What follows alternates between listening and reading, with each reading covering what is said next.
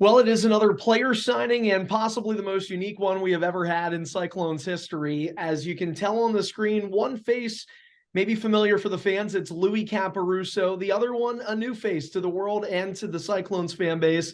Everyone meet Lincoln Caporusso, the third child of the Caporusso family. And Louie, it's your firstborn son. How are you, Lincoln, and the rest of the family doing? We're doing really well, actually. He's doing well, as you can hear. We're starting to adjust really well now to having three children. So it is a lot of work, but my wife actually just came down with a stomach bug. So that's why I actually have to hold him right now. So, but we're all doing well. Thanks. All right, Lou. Well, tell us a little bit. So we interviewed Justin Vive a couple weeks ago. He's our first player signing. Vive turning 34. You turned 34 this year as well, recently. But Lincoln is a couple months old at best, right? I believe. Correct me if I'm wrong. He was born shortly after our playoff run ended. That's right. Yeah, he was born on May 17th. So pretty much like a week after we were eliminated. So he's about 6-7 weeks old now. And yeah, he's doing well, man. He's a good baby. Our second baby was tough. Our first one was easy, so he's been easy so far, easy-ish. Easy-ish. Well, Yeah. tell me this. I mean, again, we asked how you guys are doing. I know unfortunately your wife coming down with the stomach bug, but you and we've talked about this, and especially when I bring up your dad. I know at times you get emotional with that, which obviously shows how much family means to you. Right. But for the first time, you're a boy dad. You've been a girl dad now for a few years with two young daughters. What is this like? What is it like to have a son?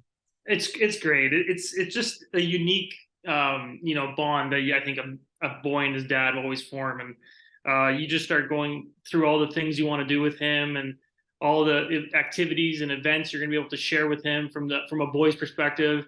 And it can really twist your emotional heartstrings at times. And we had his baptism last weekend, and you get emotional.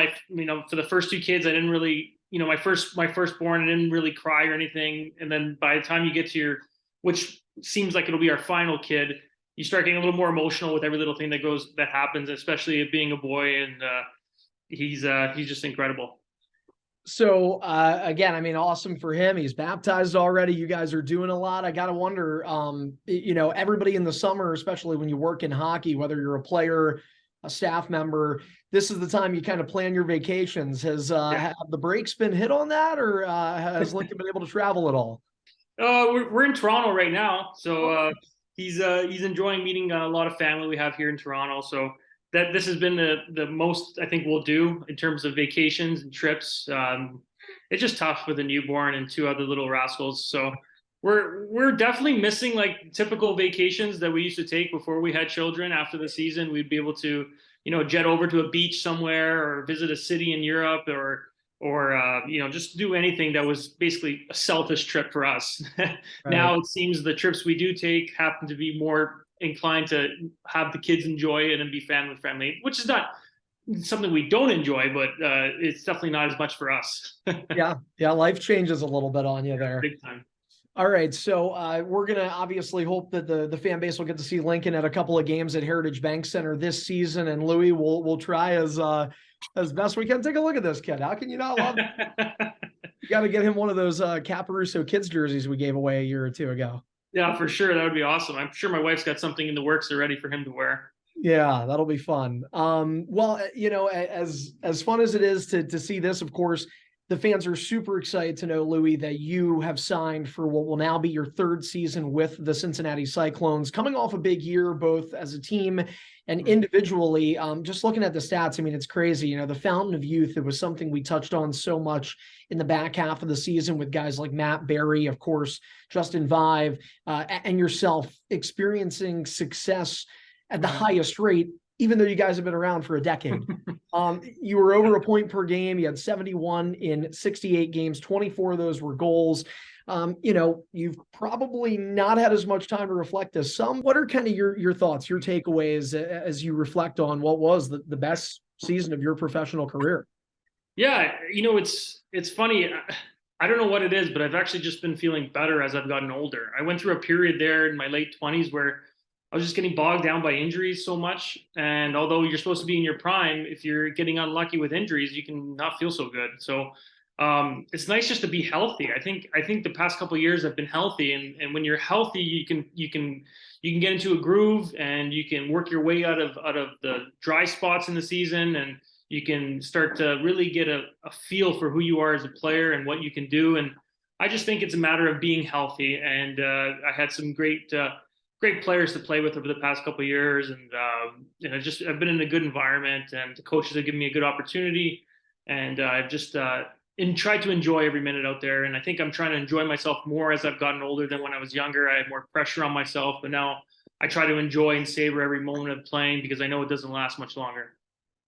Is it wrong for me to say that it almost comes off ironic that you're saying, hey, when I came back to North America, these last couple of seasons, I've been healthy. You were dealing with injuries before, but you were playing overseas where there were far fewer games. Like I said, I mean, maybe I'm wrong. You tell me. It almost comes off odd because you would think, if anything, Right. the injuries would grow here where you're playing 60, 70, and you played over 80 games, including playoffs. Yeah, then go figure, right? I mean, you think in Europe, people usually go over there to not have as many injuries and take the load off. But for whatever reason, I just caught the injury bug when I was there, and it happens to players. It doesn't happen to every player, but a lot of players will tell you the same thing over the course of your career. If you have a 10 plus year career, you're gonna have you're gonna go through a little injury bug spell at some point. Very few guys can like stay away from that. It's just the way it goes sometimes. And for whatever reason, I had multiple back-to-back injuries, and it kind of just made for a choppy end to my European career. And but I'm happy that knock on wood, it's been much better moving into the North America again. Well, fast forward now to where we are, and you mentioned these last two seasons. I mean, you've been not just this past year, but both years over a point per game player, consistently one of the leaders on the ice. Of course, you wear a letter as the team's alternate captain. I asked you how you would break down last season from an individual perspective. Take me through the lens of a team, especially you being one of its leaders. Look, again, having just recently talked with Justin, and we're talking to a couple of the other returnees for the Cyclones here. It was not the ending that anybody had wanted, but you guys are going to put another banner in Heritage Bank Center. You were the Central Division champions. You were, again, the second best record in the entire 28-team league. Wow. What are your thoughts and your takeaways from just that level? I mean, I almost wonder, I know you won a championship in Asiago, but I mean, that has to be one of the best teams you've ever been on. Yeah, I thought we were we were an incredible team this past season. We obviously it ended shorter than we would have liked. We felt we had the tools and the ability to go all the way. Injuries and call ups and things of that nature didn't play into our favor, I think, late in the season. Although I thought we stayed pretty healthy, and we had some guys down during the season, which helped us out a lot.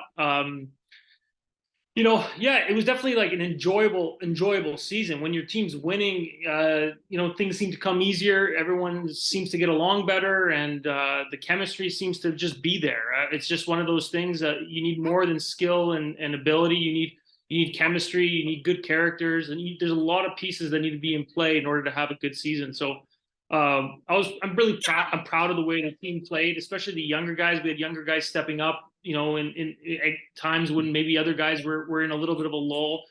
I find in successful seasons, you always have that where maybe a couple guys aren't playing as well, but then you have another couple other guys that pick up the slack. And it always seemed like we had someone that was going to start playing their best at the right time. Yeah, it felt like it was always an next man up mentality with these guys. And so one thing I do want to ask, and I want to make sure we don't keep you too long because we even saw one of your daughters just snuck into the room. So yeah, that's Marlo. Yeah, she's running around. She'll be on the screen probably soon. Well, there's nothing wrong with everybody making an appearance today. Yeah, exactly. So one thing I want to ask again, Lou, from the perspective of a leader, the Cyclones fans it's an intelligent fan base that sees things. Even if the Cyclones aren't posting it, they see it, it's out in the news. You talk about some of the special players that we had. Do you have any opinion, again, without knowing who all is coming back? And we can't reveal who all is coming back, but there is some public information out there already. and there are going to be some noteworthy absences. First and foremost, an affiliation change. So, and I'd love to get your thoughts on that. But I mean, that does mean in all likelihood, some of those guys that were on contracts are probably not going to see back here. On top of that, Yoshiro Hirano just signed with the Utica Comets. You're trading one Lincoln for another, Lincoln Griffin, signing overseas to play in Slovakia. Now the Cyclones did issue him a qualifying offer. So if he were to decide later in the year that he wanted to switch out, he could come back to the Cyclones. But for now, you do see a couple of pieces that were big parts of the ship, if you will. They're not going to be here. So obviously turnover in the minor leagues is kind of a given, but do you have any take or any thought on just what things look like right now before we get to October? Yeah, I mean, I feel like that's almost every year you see that. There's so much turnover, and Coach Payne has got his work cut out for him in terms of trying to find replacements for some of the great players that have left our organization. But he's always seemed to have done a great job in finding those guys to replace players that have left. He found some great players last year coming in, some new guys that stepped up this past year. So I have confidence that he'll be able to find some great players again to step up for us and do well this coming year. It's obviously tough pill to swallow to see a guy like Lincoln Griffin move on, but I'm excited for him and his opportunity moving forward. And that's just the nature of the game. I think a lot of players they want to explore. They're young. They want to see the world. They want to try out new leagues, see if they can make more money, and that's just the nature of the game right now. So, well, one of the other things too. I mean, you talk about young players. They also want to move up. And if they can, they want to move, within the States. A lot of people in the ideal world want to go ECHL, AHL, NHL. Yeah. Look, you're a former National Hockey League draft pick of the Ottawa Senators back in 2007. You've played games in the AHL. The Cyclones have a new affiliate in the New York Rangers and the Hartford Wolfpack. Yeah. For the guys that are young, that are going to stay here, and I wish I could start name dropping, but we can't yet. We haven't announced those players, but you and I both know a good amount of who they are, and fans probably will too. What do you think, Lou, as a guy who's 34 now, but was 25, was 26, was there as a kid who was aspiring to keep moving up? What does this affiliation potentially do for those young players now that are hoping that, hey, if I do the right things and I play the right way with the Cincinnati Cyclones, I could have an opportunity to go to the Hartford Wolfpack or go elsewhere to continue to climb up into the next level, which would be the AHL. Yeah, I think that's the main draw when I think about the East Coast Hockey League. Is just it's a stepping stone to bigger and better things. And it's not a knock on the East Coast Hockey League, because if you look at our attendance this year and how enjoyable it was to play for the Cyclones, I mean, I'm pretty sure we probably got more fans and better fans than a lot of AHL teams. And that's not a knock on that league, but at the same time, I know players, they want to move up, and the North America does host the best leagues in the world in the NHL, and obviously the AHL is great developmental league. So I think, if I'm a young player and I'm playing on the Cincinnati Cyclones, I'm definitely excited to see what it brings me, see what kind of opportunity I'm given, and what I can do with it. You start seeing more and more players that have played in the East Coast Hockey League make their way over to the NHL. So, Hartford, I don't know much about them. I don't know much about the Rangers organization, but I'm hoping they send us some good players so that we can have a great season in Cincinnati. Yeah, absolutely. And hopefully we'll be able to return the favor and get guys developed for their system. All right, Louie, I don't want to take up, I don't know if I mind taking up as much of your time as I do Lincoln's. I certainly want to be nice to this young fella. Yes, I can tell Lincoln is not, he's starting to think this is too much, and my voice can do that to everybody. So I'm sorry, Monster. I really hope I wish I could have stayed longer. Unfortunately, my wife got the stomach bug, and I'm stuck with all three kids right now. And he literally just woke up 20 minutes before our planned call, and I was like, oh no. No, so, you are more than fine. Listen, let me end it with this. One more question for you before we let you get going. We're watching you right now be a dad. We're watching. Oh, somebody's going to help out. Look at this. Yeah, my sister-in-law just came in, so I finally, she just got back from the gym. I texted her to relieve me. So I need to hurry, please. Yeah, so you want to continue? We can continue the combo. You know what? I think now the fans, I'll be curious to see when the viewership drops on this video minute by minute, because now that they don't have the baby to look at, maybe they'll be like, all right, whatever. Exactly. He's kind of the star of the family right now, is he not? Yeah, oh yeah, definitely. You know, it's all about him right now. It's all about him. I find some quick moments, like I quick, no, not quick moments, but I spend an hour. I have an hour a day to myself, and that hour I spend in the gym. So I don't have much time to myself. Like I try to find an hour whenever I can throughout the day to get to the gym, and then I get back, and it's back to Lincoln and the two girls. So Well, okay, that's kind of segueing me in then. So I'll end it with this, Lou. Spending an hour in the gym. Fans are as they're watching us do this interview, they see you being a dad. They know you as a hockey player. yeah, I These are the things that don't get talked about. I just never see stuff about this online when a player talking about the emotions of the game, talking about what you're doing to get better, and everybody is just looking at, okay, he doesn't shoot the puck enough, or the passes haven't been good, or he's taken too many penalties. But what people don't realize is a lot of these players have wives, a lot of these players have families.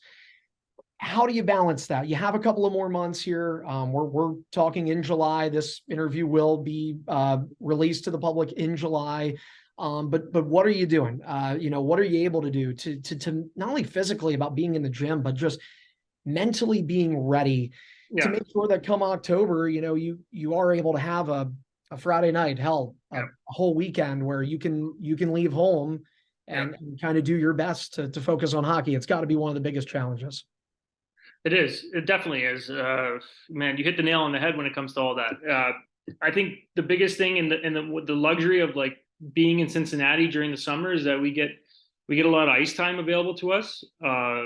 We have some partners that give Justin Vive and I some pretty cheap ice, and we're able to spend a lot of time on the ice. And I think that's huge for me. Especially we're older guys, and Justin and I will spend probably about 2 months, month and a half, 2 months skating, 5 times a week. And then we ramp up our skates pretty good by the time camp comes so that we're ready and we're in good shape and we feel like we've already hit the ground running. So that's one thing. Obviously finding that time is tough, but I usually just prioritize it. So I'll prioritize my time on the ice and that's that, everything else can kind of be changed, but there's no worse feeling than if you don't feel prepared. So that's something I don't compromise on. I'll find the time to get to the rink or to get to the gym so that I feel prepared come when the season starts. And as for the pressure and people not realizing that there's like a human underneath the helmet and equipment,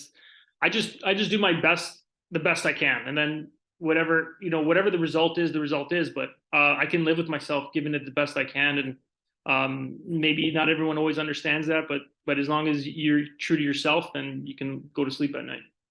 I think we've seen the best of you. You've been excellent 2 seasons here with the Cyclones, and I know myself, along with our staff, our fan base, you're one of the good guys, Lou. Always Oh, told you thanks, that. man. And always fun to be around, and we look forward to seeing that smile on the ice here more come October once the Cyclones get their season underway. But for now, go back to changing diapers, go back to watching kids shows, go back to being a dad. Thanks for taking the time here. Again, Louie Caporusso, our latest player signing. The Cyclones will get their season underway here at home Saturday, October 21st for first face-off. Louie, we will see you then, man. Enjoy. Thanks, Monster. It's great to hear you're back too as well, buddy.